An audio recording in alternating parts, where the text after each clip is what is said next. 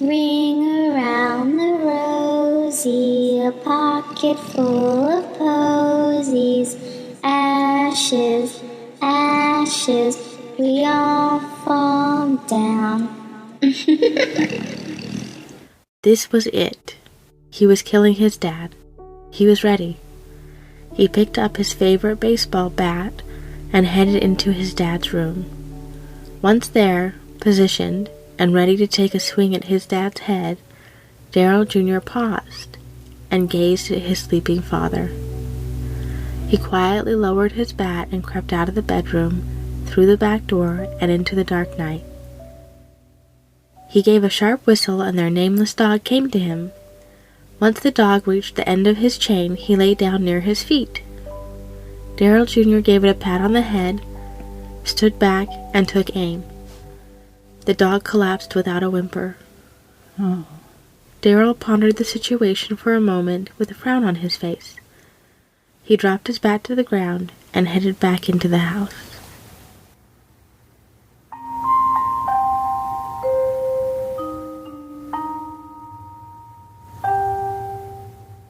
Welcome to the Parricide podcast. I'm Sherry. And I'm Marie. And today we're sharing the story of Darryl Headbird Jr., who killed his father, Darryl Headbird Sr. Darryl Headbird Sr. was a member of the Ojibwe tribe. Ojibwe, is that the same tribe as the Chippewas? Yes, it is. I'm surprised you know that. Well, Chippewa is what the colonists came to call them because they couldn't follow the pronunciation of the word, which often sounded more like Jibbawa, but really, the Ojibwe call themselves the Anishinaabe. Their language is part of the Algonquin language family. Wow, cool. You seem to know a lot about them. Not a lot, just a little. Native American culture is really important and really interesting. It is. I'm so sad so much has been lost along the way. Me too.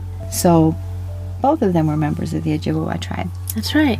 Anyway, after graduating from Bemidji High School, where he played defense on their football team, Darryl Sr. attended the local university, Bemidji State University, where he was said to have excelled. Upon graduation, he decided to remain in his hometown and found a job at a local lumber mill. He could have left and started a new life elsewhere, but was happy where he was. He knew what people said about the violence and addiction that ran through his tribe. He'd experienced some of that himself. But he also knew the rest of the story. He knew how his people struggled with poverty, and he understood the customs that tied them to nature. The Leech Lake Indian Reservation is a place of pristine beauty. When you mention it to outsiders, they will rave about the breathtaking beauty of the hardwood trees circling the three lakes. They will tell you about their adventures with snowmobiling, fishing, and hunting on this verdant land. And they will sometimes mention the abject poverty of many of those who live on the reservation, with all the concomitant problems of addiction and violence. In the old days, the narrative blamed the tribal members for the ills identified on the reservation, and it was deeply insinuated that all Ojibwe living on the tribal lands were jobless and drug addicted, and this was not true. In the old days, white people proclaimed themselves to be their benevolent saviors. Children were taken from their tribal homes to be saved, Americanized by the white people. The context of their culture was devalued and ignored. This was in a time when American leaders felt the solution was to put many of the children into white foster homes during the school year. The goal was to give them stability and to educate them along with their own children. It was said to be an effort to break the cycles of violence and addiction that seemed to be baked into the children's lives. They didn't know it at the time, but it turned out to be a pretty bad idea overall. And they never acknowledged that all communities, all cultures, have pockets of poverty, violence, and addiction. When you mention Leech Lake to the Ojibwe, who have ties to the reservation, they mention their love of the land, their respect for their tribal culture and traditions, their worries for the youth of their tribe, and their perspective that the white man loves to come exploit their land. There is tension here. I can tell. It sounds like the typical kinds of tension that envelop a place where cultures clash when one group of people have been colonized by another, and where cross-cultural encounters often end badly. Yeah, I think so too. And in Leech Lake, that tension often results in kids being pulled from their homes where their parents don't actually live, but it's still their homes. And they're sent to live with white foster families in nearby towns. These foster parents can take them in, send them to school, teach them the societal mores of their own culture, and help them build a future off of the reservation. But they can't help these kids reconcile the two cultures. They can't eliminate the friends, families, traditions, and memories of the child's tribe. And they shouldn't. The reservation is, in many ways, their anchor, their home, their tribal history, their hearts. Darryl understood this. He wanted to be sure any children he had would understand it too. He wanted them to be Bemidji lumberjacks, just like he was in high school. He wanted the reservation to remain in their hearts, regardless of where their feet took them. The reservation is often a dichotomy of good and bad, and many of the people on the reservation say you can't teach someone to be Indian, you have to live Indian. Oh. Darryl started a relationship with a local girl, Ernestine Morgan Johnson. They married on May 14, 1984. She was 19 and he was 24. They had a son, Ronald W. Headbird, a year later, in June of 1985. They were pregnant with their second child when little Ronnie was killed in his grandmother's driveway on September 5, 1986. Children had been playing unattended in the family car when its gear inadvertently slipped into neutral and the car had rolled over him. Oh, that's so sad. It is. It's very tragic. And what makes it even worse is just a few days later, on September 23, 1986, Darryl Kent Headbird Jr. was born. Oh, that would be really hard. Yes, I think it would be devastating. Mm-hmm. The stress of postpartum, plus deep grief over the loss of her oldest son, took its toll on Ernestine. She up and left her tiny family weeks after Darryl Jr. was born. That was reportedly the last time Darryl Jr. was to see his mother until after the murder of his father.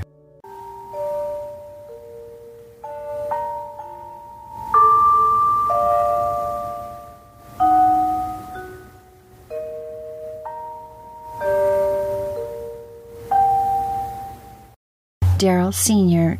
didn't know how to care for his baby, and he wasn't sure he wanted to. So he asked his mother, Helen Headbird, to help him out. This is how Darryl Jr. came to be living on Moccasin Flats in Cass County, a place rumored to be the most impoverished portion of the reservation, a place that had recently ranked dead last in a recent governmental study measuring places to raise a child in Minnesota based on the health and safety of the children. The kids in Cass County, as per the same study, reported the highest use of drugs and alcohol within their families. Helen didn't have a fancy home. In fact, it was rather ramshackle, but the place she called home was hers, and her grandson was welcomed with open arms. She knew Darryl Jr. would be safe with her. She couldn't say the same if his life had been spent with either of his parents. Both of Darryl Jr.'s parents were reported to be suffering from one type of mental illness or another. Neither of them were strangers to drugs or violence. Helen was happy to share the little she had with her tiny grandson. Helen, like many of the parents and grandparents raising children on Moccasin Flats, worked hard to keep her grandson safe, teach him the ways of the Ojibwe, and loved him. I'm sure she looked around her community and worried that he would get swept up in the poverty, violence, and crime that surrounded her, and she was determined to shelter him from it. But that wasn't meant to be. When Darryl Jr. turned 7 years old, his grandmother could no longer care for him. Darryl Sr. arrived one day and unceremoniously moved his young son 10 miles away from his grandmother to Cass Lake. Darryl Jr. wasn't sure what to think of his new home. It was a 2-bedroom trailer tucked away in a copse of poplar and birch trees. It seemed an ideal place for a childhood, and it was miles away from the drugs and violence of Moccasin Flats. 10 miles to be exact. Darryl Jr. felt uneasy with the peace and quietude that surrounded his new home. He was used to the noise and the bustle of his old home, and he preferred his noisy, dirty town filled with his grandmother's love to this. I can understand that and being kind of homesick, but don't you think he would adjust and come to love it? It sounds like it would be a great place to grow up. No, he won't, because his dad was sinking deeper and deeper into what some people were calling mental illness. This quiet, idyllic home would actually be used to socially isolate Darryl Jr. Oh. Yeah. Darryl Sr. wasn't working, but he was a very busy man. He had a war going on with the farmer living across the road because he was convinced that farmer was poisoning his water. He wrote long, rambling letters to judges and the U.S. Attorney General, Janet Reno at the time, complaining that he was being spied on. He refused to get a telephone because he was convinced it would be wiretapped. He was also busy trying to make good on his claim that it was he, not Lowell Cunningham, who had written the comic book Men in Black. And Darryl Sr. was on a quest to get his royalties from that subsequent movie. Someday he was going to be rich. For now, he didn't really have time for his young son. In addition to his aforementioned pursuits, he also had one other pursuit, the harassment of his ex-girlfriend and their daughter. He had a daughter and a girlfriend? Yes. So this makes me kind of crazy. If he had a new family, why was his son still parked at his mother's house? Although he did have the start of a new family at some point, it wasn't sustainable. The courts ended up issuing a protective order against Darryl Sr. soon after Darryl Jr. moved in. Darryl was ordered to stay away from both his ex-girlfriend and their young daughter. So whatever he was doing, it was pretty bad. Yeah, but wait. The courts issued a protective order to protect another child after Darryl Jr. moved in with his dad, and no one thought it was necessary to investigate whether the little boy who had just moved in with him was safe? Nope. For that, someone would have had to call family services and allege some type of abuse. Nobody did. Was Darryl Jr. safe there? I guess safe is a loaded word, but generally speaking, some would call it safe. There was food on the table and a roof over his head, but the house was filthy and rat-filled, and his dad was reported to be physically abusive. Darryl Sr. was also exposing him to horror flicks and porn, telling him it would make him a man. Ugh, not a good one. No, and no one was planning to kill him there. On his better days, his dad taught him the skills of the reservation. He could dress out a deer, and he knew how to put a dog down when necessary. His dad would also sit with him on star-filled nights and tell him stories about his heritage. He learned about who his people were and where they came from. His imagination soared as he sat under the trees and stars with his father and learned how, after the white men came, his people were forced into reservations and poverty.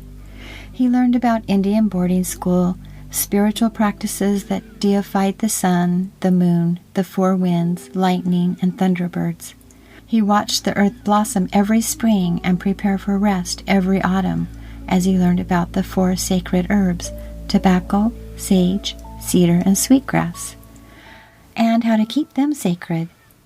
He learned about his family and how they lived and how they died, and he learned to dodge his father's blows, and when to just leave his father be. His father's love was broken and terrifying, and Darryl had no choice but to live through it all.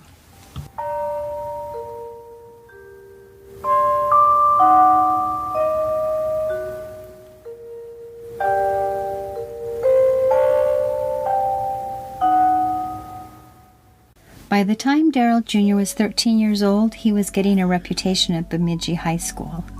According to the Star Tribune, he was very open about his fascination with gore and horror movies, vampirism, and his satanic Bible. Like his dad, he would say random things out of turn and wander around chatting with himself. He told his schoolmates he could see balls of light flying out of people, and he could hear voices no one else was hearing. He claimed to have tried to commit suicide at least once, but his description of the incident indicates it was more like he was toying with the idea rather than a real attempt. It still sounds really scary. Especially, he's only 13 years old. Yeah. The kids referred to him as Satan's son and the freak, but he didn't really seem to care. That sounds pretty serious. I'm sure his dad was very worried. I'm sure he was. Life could have simply continued this way, except it didn't. Darryl met a girl. He'd gone to the roller skating rink with some friends, despite his not really knowing how to skate. Predictably, he kept falling and feeling foolish for trying. As he worked to teach himself to skate, a pretty 16-year-old, who was also ojibwe, glided up to him and took his hands.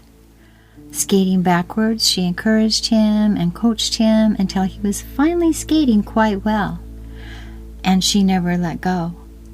Her name was Sierra Goodman, and Darryl's life would never be the same.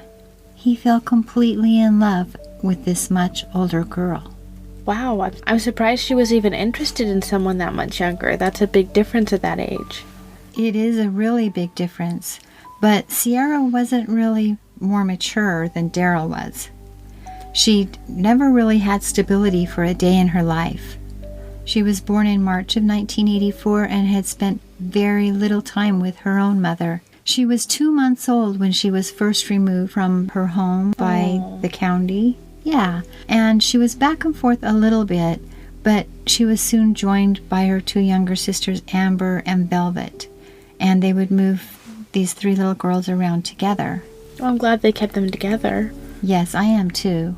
But Sierra was very reserved, slow to trust, and reluctant to bond with any of the foster parents, which is no surprise when you learn that Sierra had gone through more than 20 different foster placements by the time she'd met Darryl. That's horrible. Yeah. I mean, even at the age of 7, Sierra knew she was missing out on having her own family. She wanted to be back with her own mother, but her mother had problems of her own and was struggling with addiction. Her mother had drunk enough during her pregnancy that Sierra had been diagnosed with fetal alcohol syndrome, a birth defect that causes mental and sometimes physical impairments. That's really sad. How do you know she was dreaming of her mom at the age of 7? If she was removed from her home at 2 months old, when she first entered the foster care system, wouldn't you think she would just think that was her life? I don't have the exact answer to your question, but there are 2 clues that help to paint the picture. First, Sierra and her sisters were being placed in foster homes as a family unit. And second, the number of foster placements she'd been through. A child with several foster placements usually has one of 2 problems.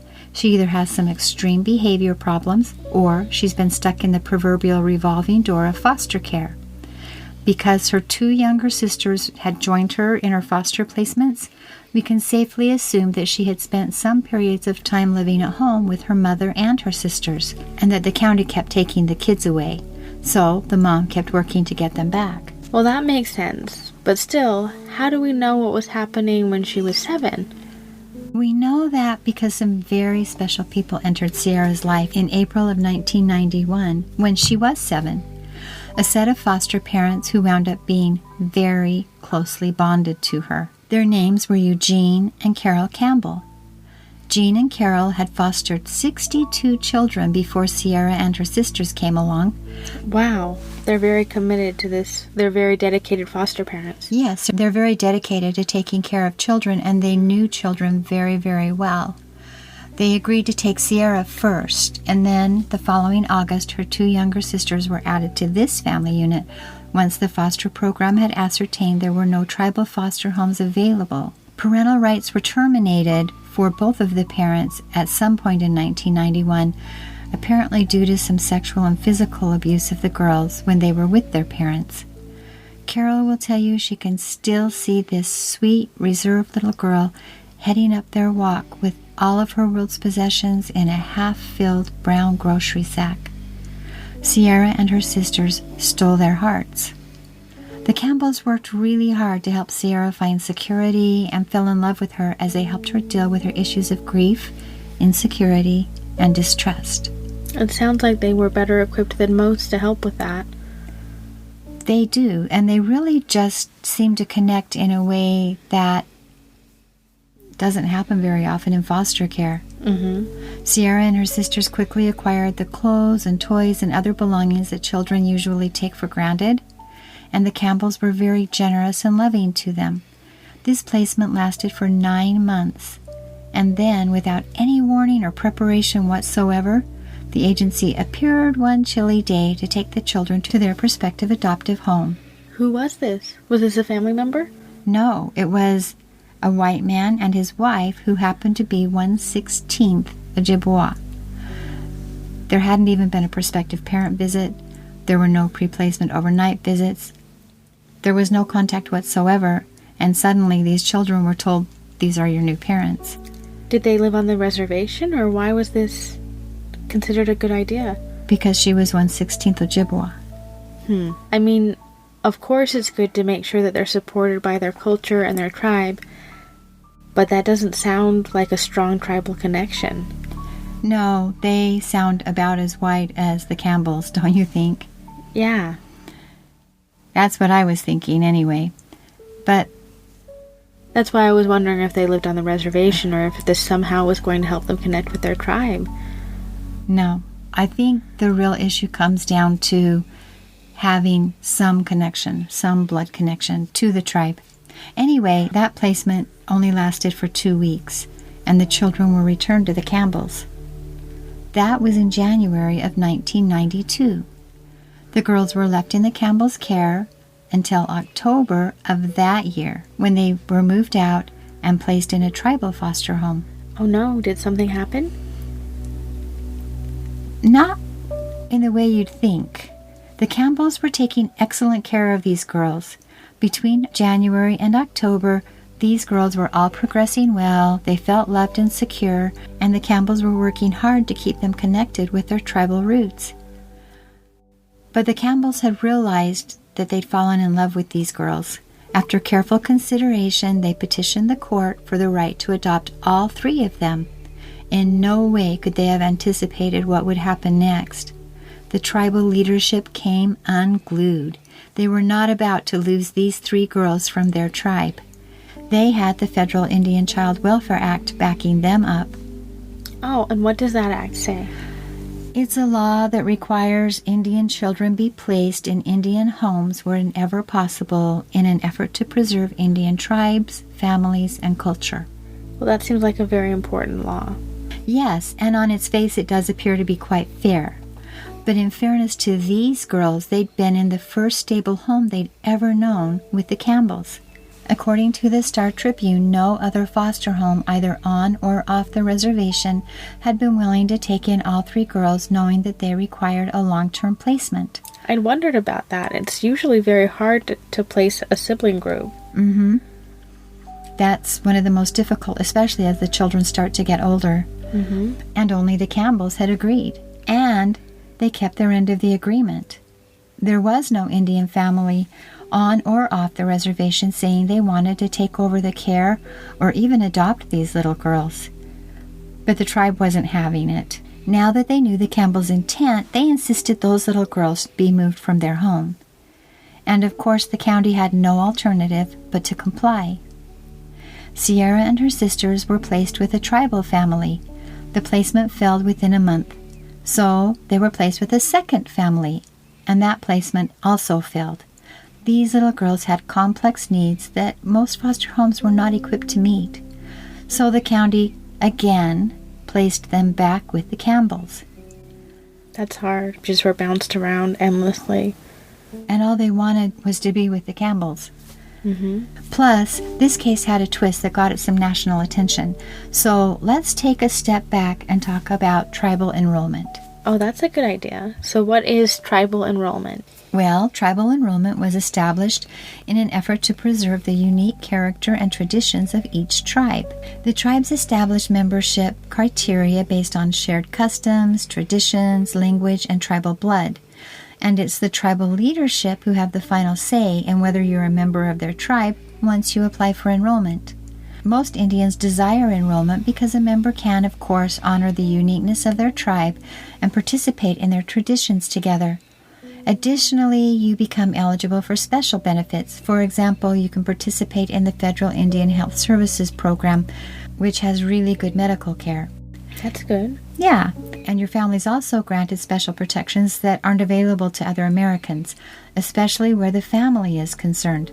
Like in this case, the tribe has oversight over the children, and all the organizations must follow the rules made to keep the tribe intact.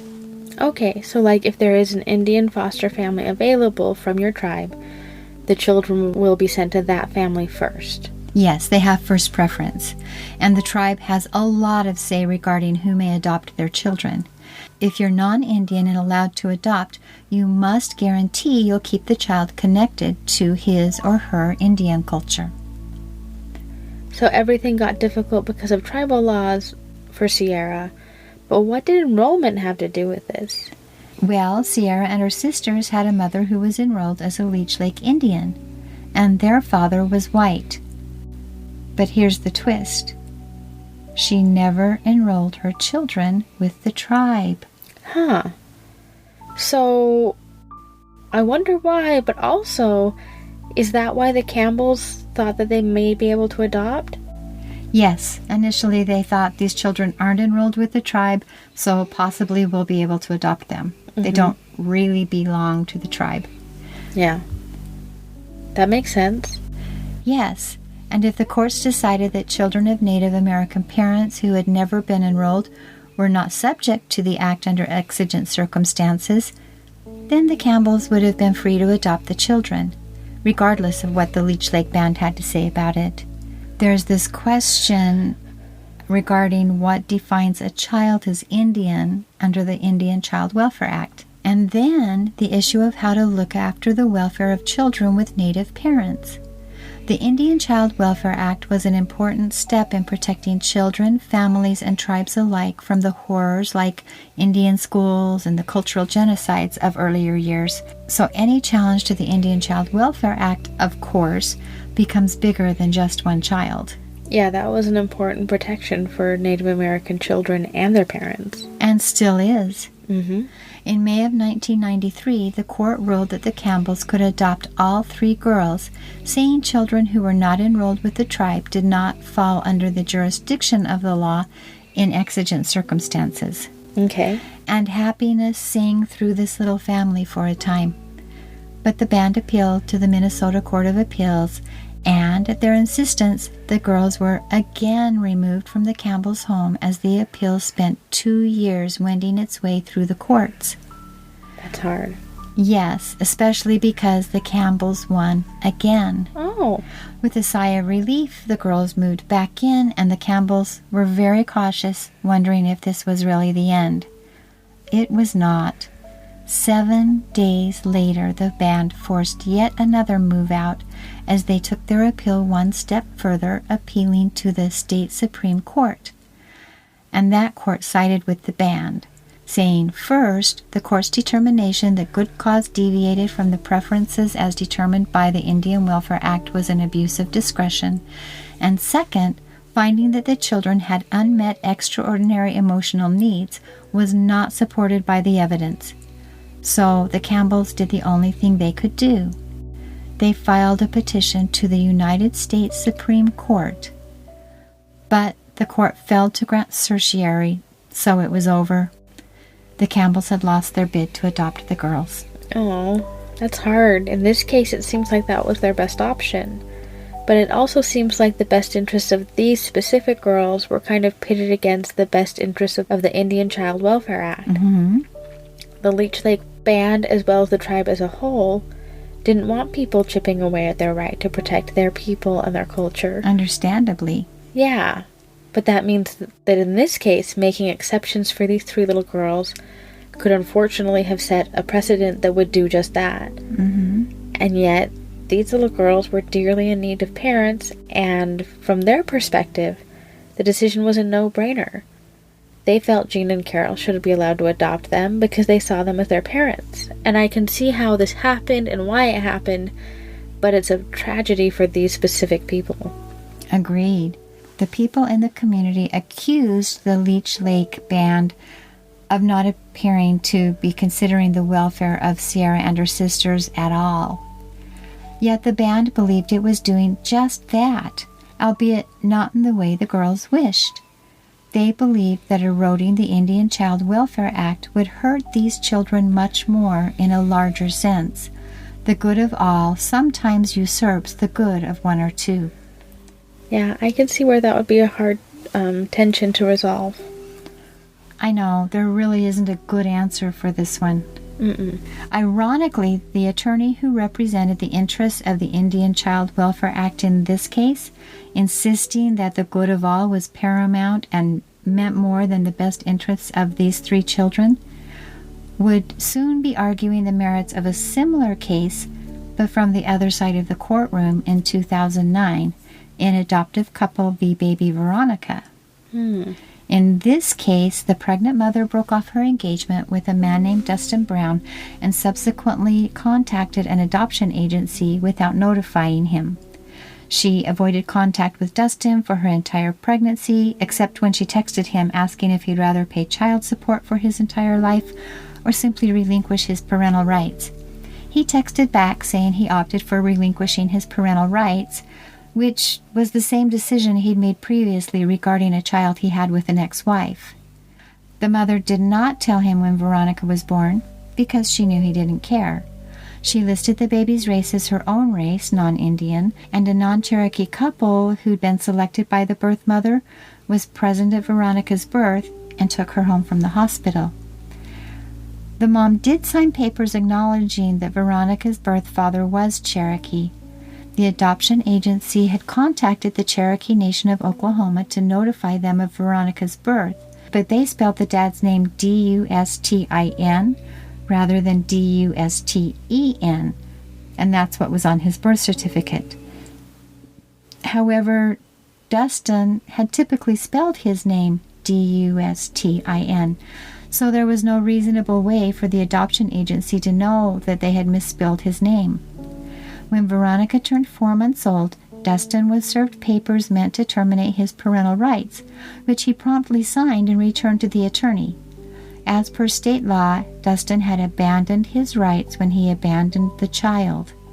Soon after signing the papers relinquishing his parental rights, he learned the baby was placed for adoption, and that's when he decided that if his ex-girlfriend was not raising this baby, he wanted to. And, long story short, 2-year-old Veronica was taken from the only home she'd known to go live with a stranger, the man who had willingly relinquished rights, but now, using his membership in the Cherokee Nation, wanted them back.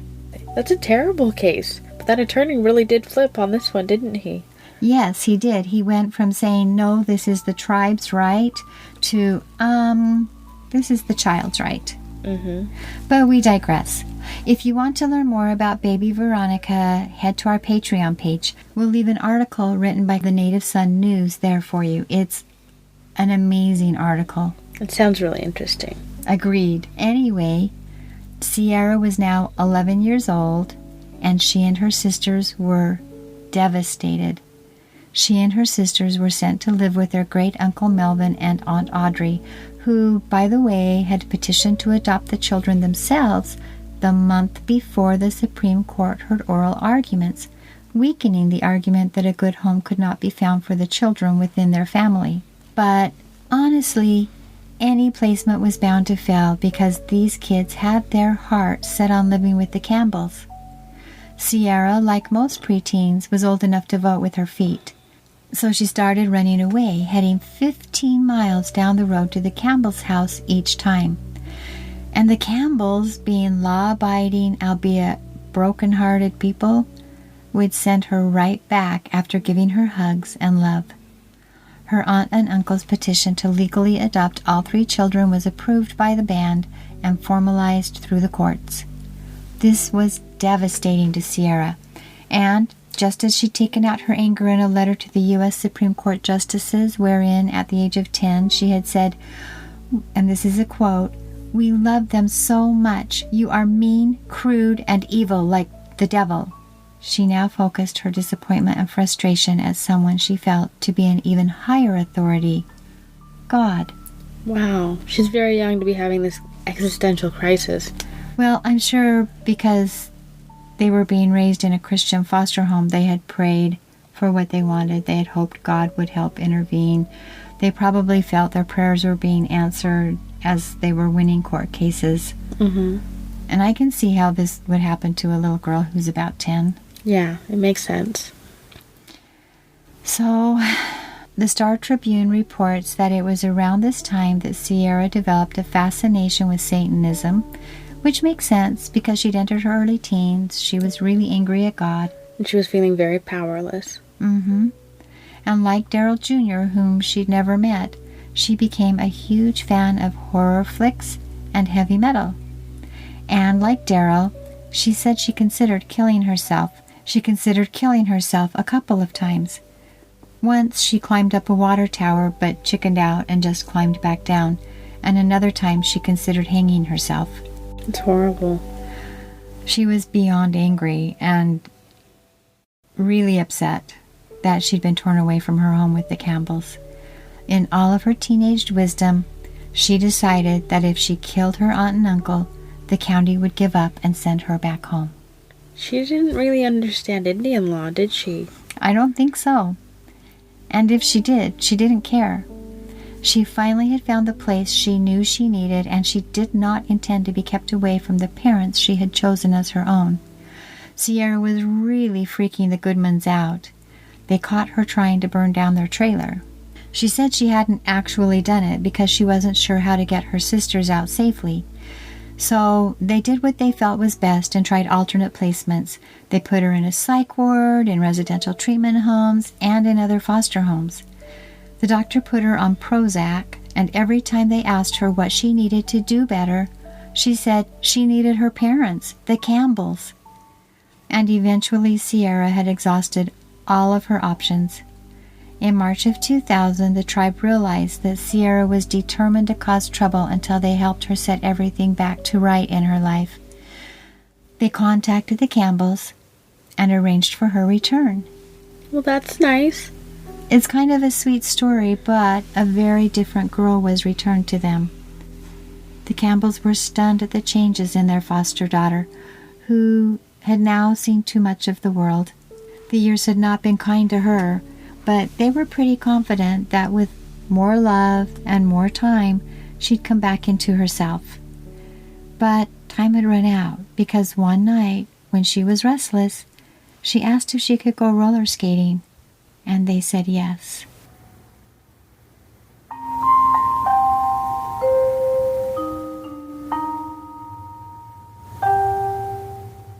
Join us next week as we explore how this romance turns toxic and the lasting impact it will have on all of these people's lives.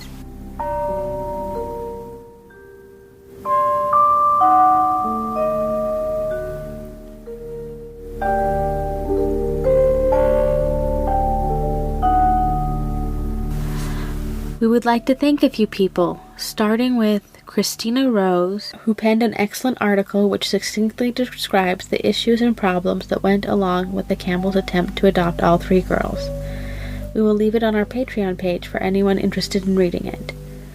We'd also like to thank Larry Oakes and Jerry Holt of the Star Tribune, TwinCities.com, the Native American Press, the Debajimon, a publication of the Leech Lake Band of the Ojibwe tribe, the Bemidji Pioneer, the St. Cloud Times, and the Native Sun News. We'd also like to thank Jade Brown for our music. And we'd like to thank you, our listeners. We really appreciate you and all of the comments that you send to us and all of the encouragement that you give to us. Yeah, thank you. This has been the Parricide Podcast. Good night, and remember, always sleep with one eye open. Ashes, ashes, we all fall down.